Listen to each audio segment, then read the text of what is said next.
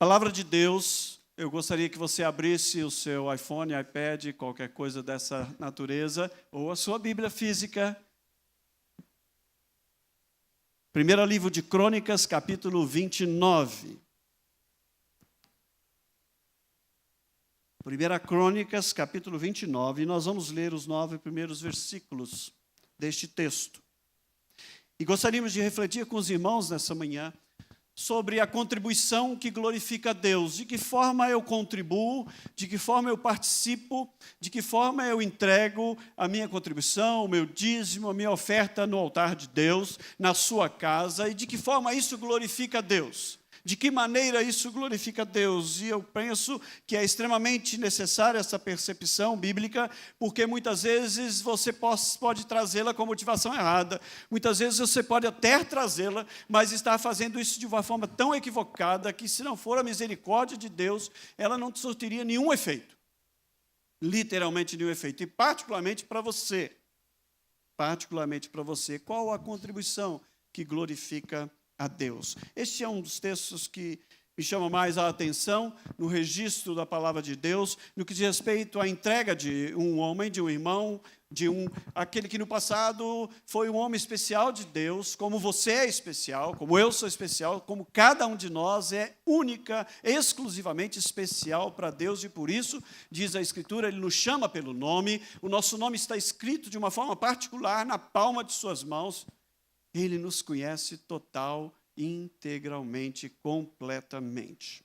Ele sonhou-nos a existência e a trouxe à vida. Crônicas, primeiro registro de Crônicas, no capítulo 29, os 9 primeiros versículos.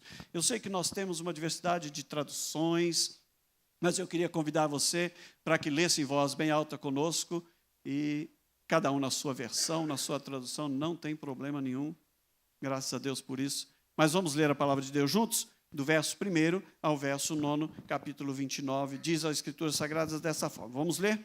Disse mais o rei Davi a toda a congregação: Salomão, meu filho, o único a quem Deus escolheu, é ainda moço e inexperiente. E esta obra é grande, porque o palácio não é para os homens, mas para o Senhor Deus. Eu, pois, com todas as minhas forças, já preparei para a casa de meu Deus ouro para as obras de ouro, prata para as de prata, bronze para as de bronze, ferro para as de ferro, e madeiras para as de madeira, pedras de ônix, pedras de engaste, pedras de várias cores, de mosaicos e de toda sorte de pedras preciosas, e mármores, e tudo em abundância. E ainda porque amo a casa de meu Deus, o ouro e a prata particular que tenho, dou, meu Deus, afora tudo quanto preparei para o santuário. 3.000 talentos de ouro, do ouro de Ofir, e 7.000 talentos de prata purificada, para cobrir as paredes das casas, ouro para os objetos de ouro, e prata para os de prata, e para toda obra de mão de artífices. Quem, pois, está disposto hoje a trazer ofertas liberalmente ao Senhor? Então os chefes das famílias, os príncipes das tribos de Israel, os capitães de 1.000 e os de 100, e até os intendentes sobre as empresas do rei, voluntariamente contribuíram. E deram para o serviço da casa de Deus 5.000 talentos de ouro, 10.000 talentos de prata, 18.000 talentos de bronze e 100.000 talentos de ferro. Os que possuíam pedras preciosas as trouxeram para o tesouro da casa do Senhor, a cargo de Jeiel, o Gerazita. O povo se alegrou com tudo o que se fez voluntariamente, porque de coração íntegro deram eles liberalmente ao Senhor. Também o rei Davi se alegrou em grande júbilo. É conhecida, talvez de você, a expressão que diz que contribua de acordo com a sua renda para que Deus não torne a sua renda de acordo com a sua contribuição. Eu vou ler novamente, preste atenção. Contribua de acordo com a sua renda, para que Deus não torne a sua renda de acordo com a sua contribuição.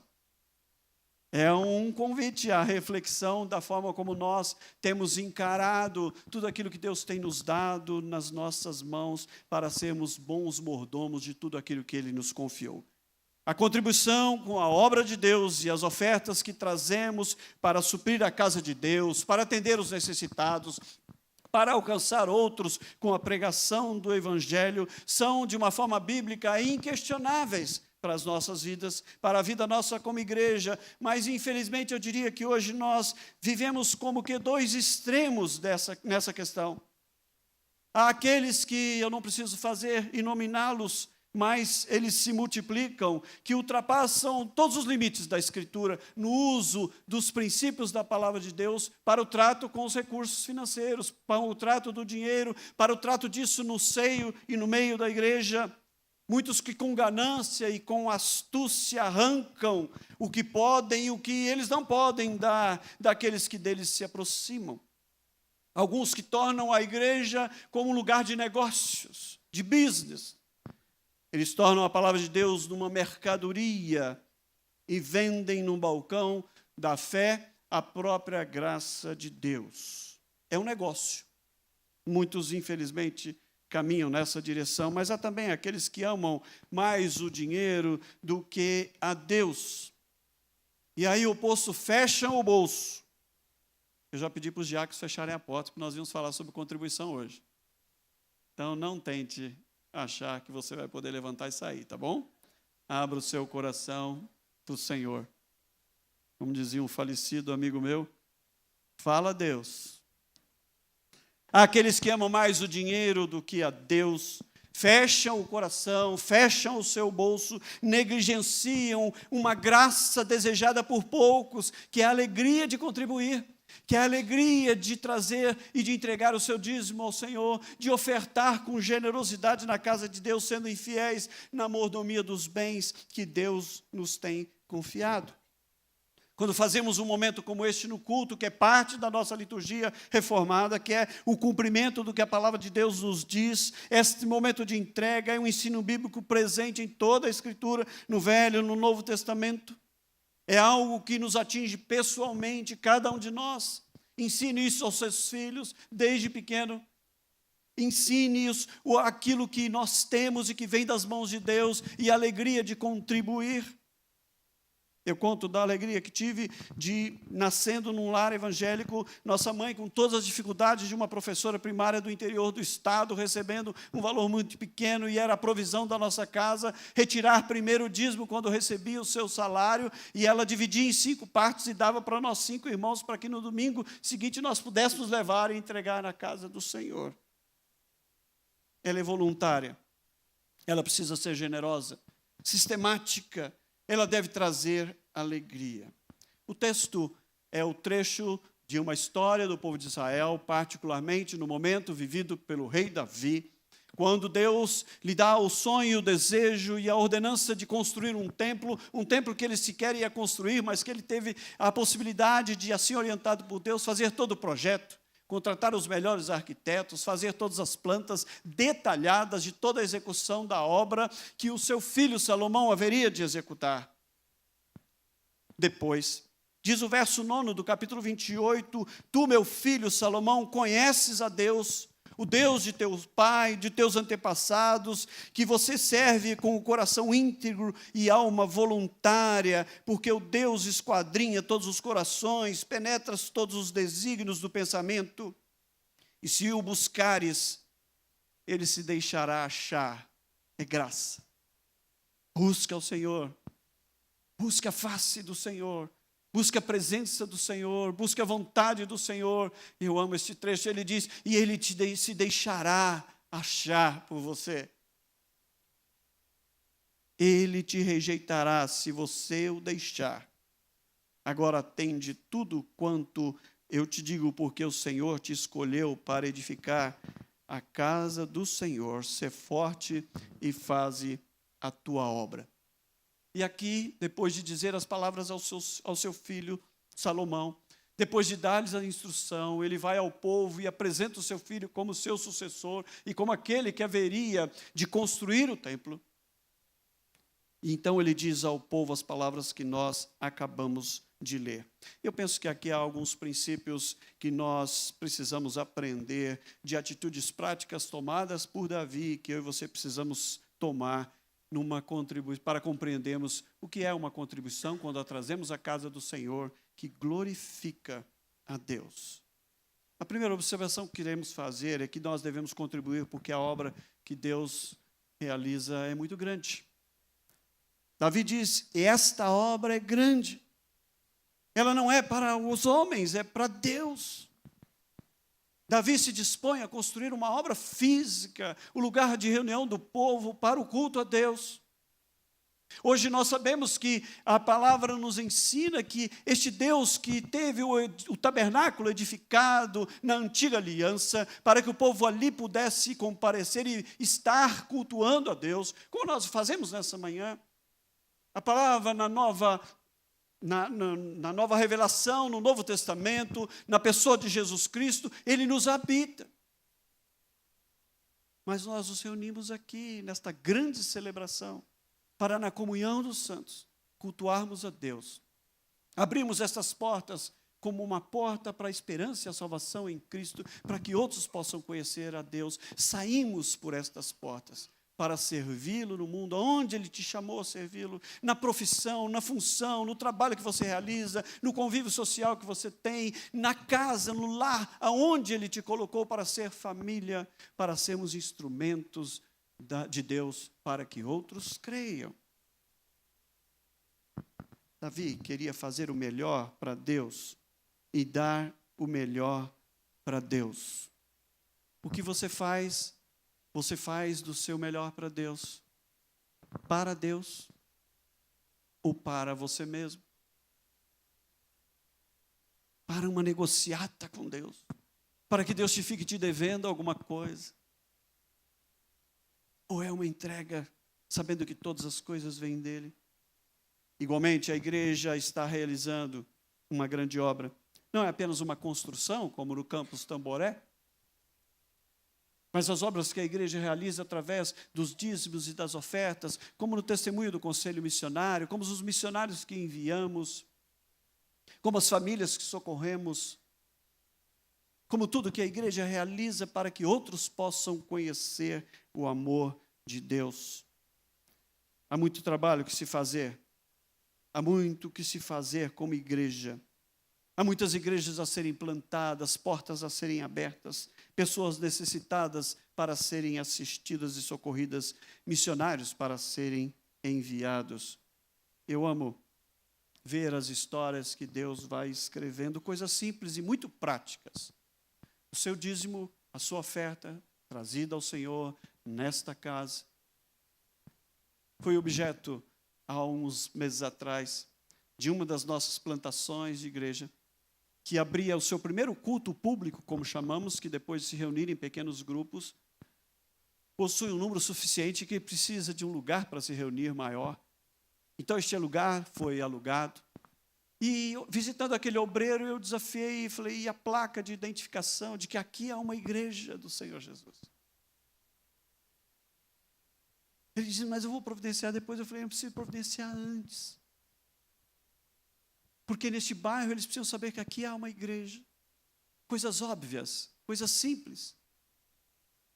Há 2 semanas ele me procurou nas nossas reuniões para me dizer, pastor, nós recebemos 4 famílias domingo que disseram que passaram por aqui e viram uma placa da igreja. 2 delas nunca haviam entrado numa igreja. E nós estamos acompanhando estas famílias. Elas vão conhecer o Evangelho. Elas vão conhecer o Evangelho. Você fez isso. Histórias que você talvez nunca vá conhecer. Histórias do amor de Deus. Somos filhos de uma igreja que está completando, se não me falha a memória, algo como 117 ou 118 anos de vida. Desta igreja lá no interior. saíram mais de 120 pastores, missionários. Quando nós vemos jovens vocações como nesta igreja sendo despertadas para missões, para o pastoreio, quando vemos esta igreja plantando outras igrejas, como a igreja de Aldeia da Serra, como a igreja em Santana de Parnaíba, como a igreja em outros estados, como a igreja em outros países não alcançados, onde o evangelho precisa chegar, nos alegra o coração. Como fazer a obra de Deus? A obra de Deus é grande. A obra de Deus é grande. Pessoas que nós não vamos conhecer, mas que um dia estaremos juntos na presença do Senhor. Você deve contribuir, porque a obra a ser feita é grande. É grande. Você deve se ter por privilegiado de fazer parte desta história do amor de Deus a alcançar vidas. Agora há pouco fomos lembrados deste missionário enviado para os esquimós. Ontem, na reunião, estávamos conversando a respeito de um dos nossos obreiros que foi enviado para a Mongólia, um brilhante publicitário, chamado por Deus para ir para um lugar distante, para um povo nômade. E à medida que nós ouvíamos aqueles relatos, eu dizia, eu não iria. É bom não falar que não vai, porque aí Deus resolve te mandar.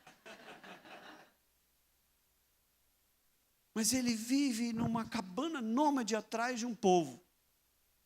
Em temperaturas que você acha que está fazendo frio no inverno, são 50 graus negativos, 40 graus negativos. Ele tem filho pequeno.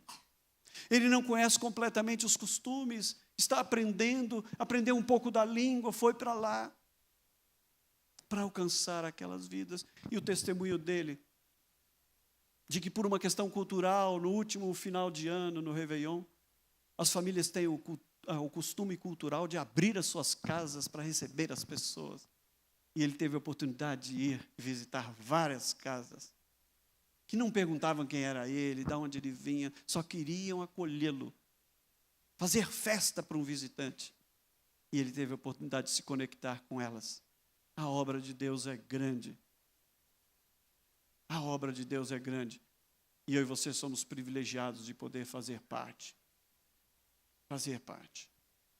A outra observação do texto nos permite é que nós devemos contribuir com liberalidade, porque Deus merece o melhor. O verso 2 diz, eu, pois, com todas as minhas forças, já preparei o templo para o meu Deus. Davi era um rei. Diz aqui sobre os negócios do reino. Mas ele diz de alguma coisa pessoal dele, porque ele dizia, Deus merece o melhor, preparado com abundância para o Senhor. Quem trabalha com esta igreja mais próximo em tudo que é feito, ouve de nós sistematicamente para Deus o melhor. A excelência glorifica a Deus. Nós precisamos fazer o trabalho do Senhor com excelência. Ter o melhor para o Senhor, não para os homens, não para o reino dos homens, mas para Deus o melhor. Para Deus o melhor. Ele não é dono de tudo. Tudo que nós temos que vem das mãos dele. Tudo que devolvemos e tudo que trazemos à casa do Senhor procede das mãos dele. Ele é o Deus das primícias. Foi Salomão mesmo, que no livro de Provérbios, no capítulo 3, diz, adore, louve, honre a Deus, honre ao Senhor com as primícias da tua renda, com o melhor que você tem. As coisas de Deus precisam ser feitas com excelência, que o glorifique. Nós não podemos ofertar a Deus com usura.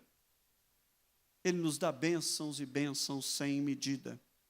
E ao ofertar ao Senhor, nós devemos colocar ali também o nosso coração e a nossa fé, a nossa força. C.S. Lewis nos diz sobre os momentos difíceis que passamos, e ele expressa desta forma num livro chamado O Problema do Sofrimento. Como é difícil pensar em Deus quando tudo está indo bem. Temos tudo o que queremos. Isso é uma frase terrível quando esse tudo não inclui Deus. Como nós o consideramos como que uma interrupção. Tanto quando temos tudo, quando não temos nada. Isso é um problema. de quem é tudo o que você tem e tudo o que Deus lhe tem dado. Nós devemos contribuir com liberalidade, porque Deus merece o melhor.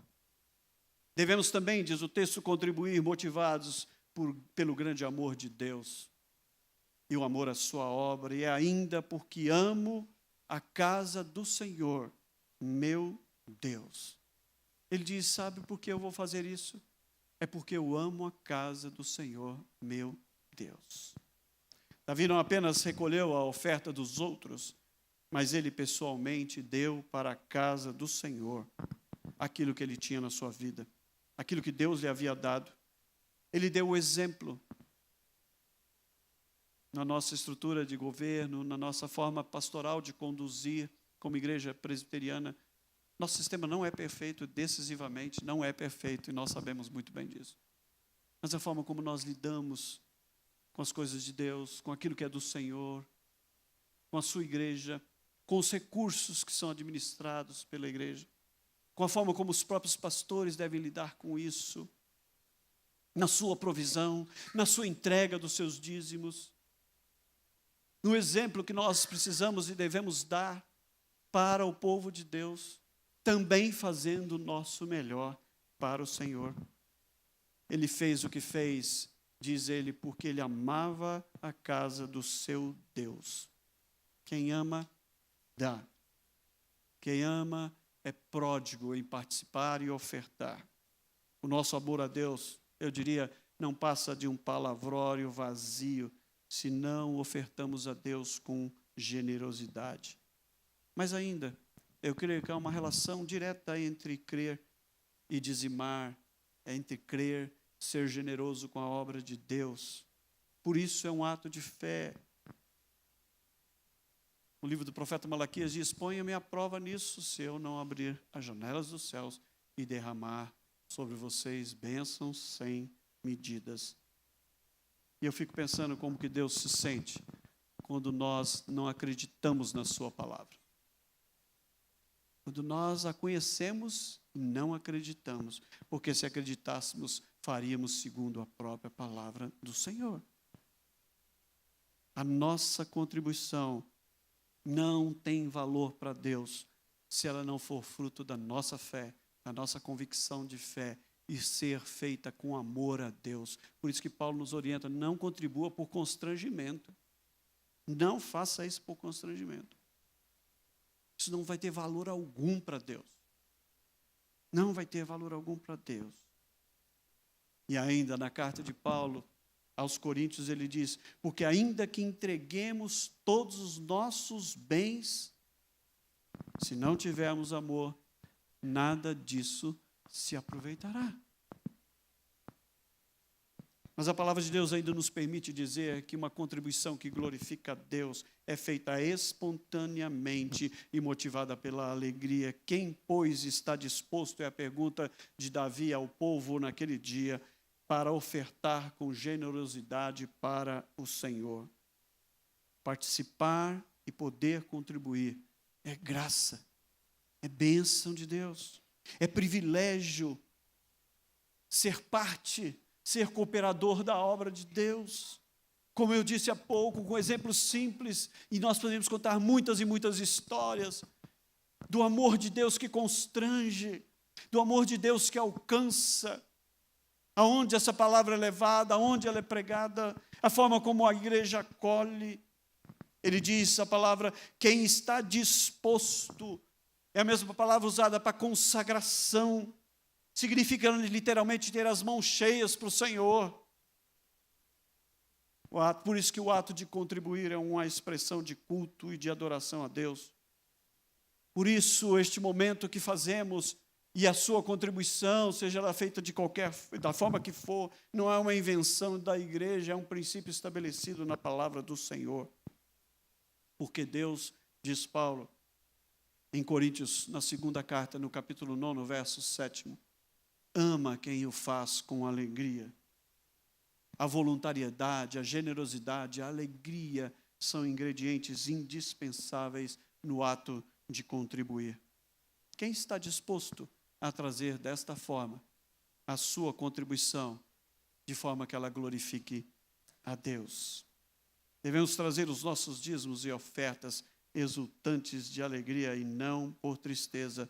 Um dos textos também preciosos da palavra de Deus é a continuidade deste texto que nós lemos no capítulo 29 de Crônicas, a partir do verso 10. Se você tem a Bíblia, acompanhe conosco. A oração que Davi faz diante de Deus. Capítulo 29, o mesmo capítulo, a partir do verso 10. Pelo que Davi louvou ao Senhor perante a congregação toda e disse: Bendito és tu, Senhor Deus de nosso Pai Israel, de eternidade em eternidade. Tua, Senhor, é a grandeza, o poder, a honra, a vitória, a majestade, porque teu é tudo quanto há nos céus e na terra. Teu, Senhor, é o reino. Tu te exaltaste por chefe sobre todos. Riquezas e glória vêm de ti. Tu dominas sobre tudo, na tua mão há força e poder, contigo está o engrandecer, contigo está em tudo dar força. Agora, pois, ó nosso Deus, graças te damos e louvamos o teu glorioso nome.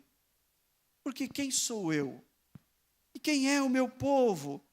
Para que te pudéssemos dar voluntariamente estas coisas. Porque tudo vem de ti, e das tuas mãos te damos. Tudo vem de ti, e tudo que te damos vem das tuas mãos dadivosas. Esta é a compreensão.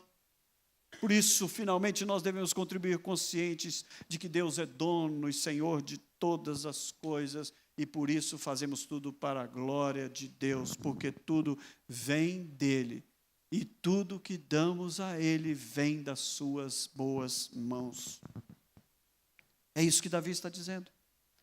O resultado é a alegria daquele homem em ver a obra de Deus acontecer. O resultado é a generosidade do seu coração e a abundância com que ele o faz, para que ele veja a manifestação da glória de Deus. O maior propósito da nossa contribuição precisa ser a glória do Senhor. O Senhor é cada vez mais glorificado em nós, quando a nossa alegria está nele.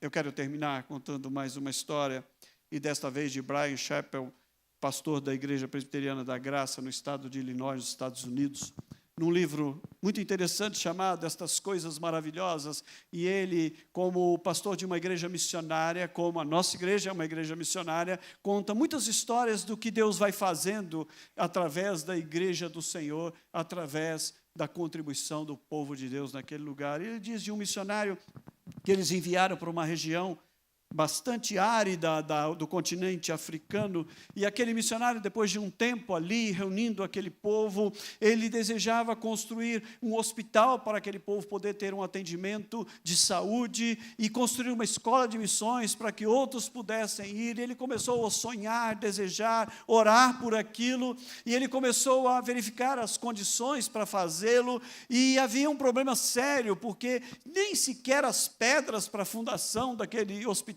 e daquela escola de missões era um lugar muito deserto. Diz a história que ele levantou-se certa noite para orar e caminhava no meio daquele lugar árido, orando a Deus, quando ele tropeçou numa pedra. Ele foi correndo em casa e pegou uma pá e voltou. E ele começou a escavar. Na manhã seguinte, ele chamou os homens da aldeia e começaram a escavar.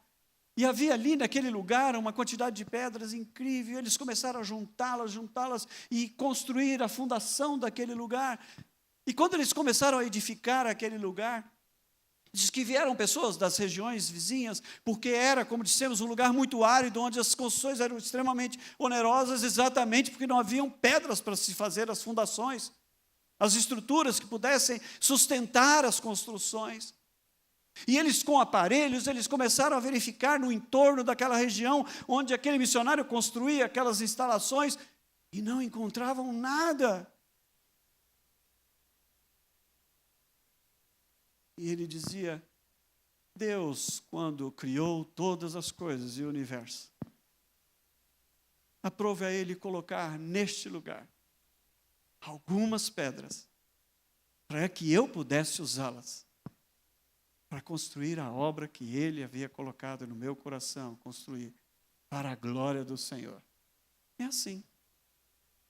Eu não sei se os seus seu momento é de deserto árido. Eu sei que Ele conhece e Ele sabe. Eu não sei se o seu momento é o melhor, porque muitas vezes não contribuímos, e eu penso que já compartilhei isso com a igreja, em momentos muito difíceis, onde vínhamos ao templo e não tínhamos o que trazer, porque também não recebíamos nada. E chorávamos diante do Senhor pelo desejo de fazê-lo. Deus não precisa do nosso dinheiro, mas Ele deseja a nossa vida, o nosso coração, e Ele o conhece total e completamente. Onde está a sua fidelidade? O que Deus tem significado nas primícias que você deve trazer à casa do Senhor, com a alegria de contribuir, de entregar o seu dízimo, de ser generoso na sua oferta, de se sentir parte da construção daquilo que Deus quer realizar no seu reino através da sua vida. Que histórias e de que histórias você quer fazer parte no reino de Deus? De vidas que Ele tem alcançado. Muitas vezes você não pode ir, por isso nós enviamos aqueles que o Senhor chama. O Reverendo Hernandes, num livro chamado O Dinheiro, a Prosperidade que Vem de Deus, ele diz que esta mordomia, esta forma de nós contribuirmos como cristãos, não é resultado de uma legislação da igreja, de uma ordenança da igreja, não é um esquema para arrancar dinheiro de crente, é uma consequência, diz ele, natural de uma experiência com Deus e uma reação natural de um coração que foi tocado pelo Espírito Santo de Deus. Aonde está o seu coração?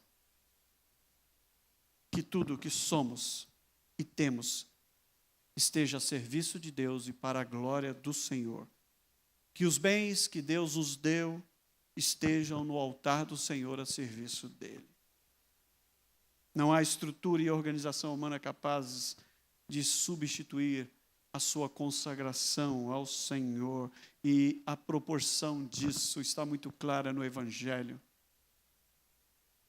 O Senhor se agradou mais da oferta das poucas moedas daquela viúva pobre que trouxe ao Senhor tudo o que tinha, do que com alguns religiosos que faziam tilintar no gasofilácio muitas moedas para que pudessem ser vistos por alguns. Com muita tristeza eu conto uma experiência que tive com um homem, irmão na fé, e eu nunca espero ser juiz disso, porque se ele é irmão na fé, problema de irmão, eu digo, é do pai. O pai que resolve. Se é crente mesmo, se é irmão, isso é um problema do pai, não é nosso. Mas um dia, compartilhando algumas dificuldades que ele estava passando, na igreja onde ele estava, ele fazia menção a algumas pessoas que haviam saído, algumas pessoas que ele havia perdido, alguns desempregados que existiam. E especificamente ele fez menção a uma pessoa e ele diz, mas essa pessoa não posso perder. Aquele que sustenta financeiramente a igreja. Eu posso perder qualquer coisa, mas eu não posso perder esse irmão. Eu disse, meu irmão, se fosse você, dobrava os seus joelhos, se humilhava diante do Senhor e pedia perdão a Ele. Essa obra não é nossa, é do Senhor. A provisão vem do Senhor. O que fazemos para a glória do Senhor. Para a glória do Senhor. Deus não precisa de nós para fazer a obra dele. Nós somos privilegiados, porque fomos alcançados pela graça e temos este privilégio de fazer parte desta história do amor de Deus, sendo igreja do Senhor Jesus aqui ou onde Ele nos levar, para a glória do Senhor. Talvez há pessoas construindo impérios religiosos, Nós precisamos ser igreja para a glória do Senhor. Nada façamos para a nossa glória, senão para a glória do Senhor. Que tudo o que formos e fizermos como igreja seja assim, um tributo para a glória do Senhor. Que os nossos bens estejam postos diante dEle, a serviço dEle, para a glória do Senhor. Que nossos líderes, que vêm e vão, passam, mas permaneçam na presença do Senhor. Que Deus guarde-nos como líderes, de não tropeçar no cuidado e no zelo. Que Deus dê a esta igreja, aos seus tesoureiros, ao conselho desta igreja, que nos representa como assembleia, na assembleia, eleitos para este cuidado também. Deus lhes dê sabedoria na condução, no trato e no cuidado com aquilo que Deus tem confiado ao seu povo realizar neste lugar. Que tipo de história você está construindo? Cantamos há pouco, quando iniciamos esse tempo.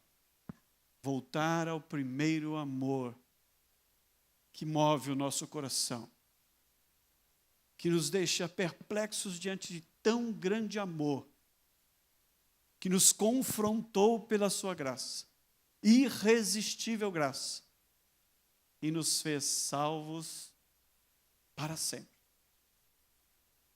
Você tem desejado viver a Cristo de modo produtivo?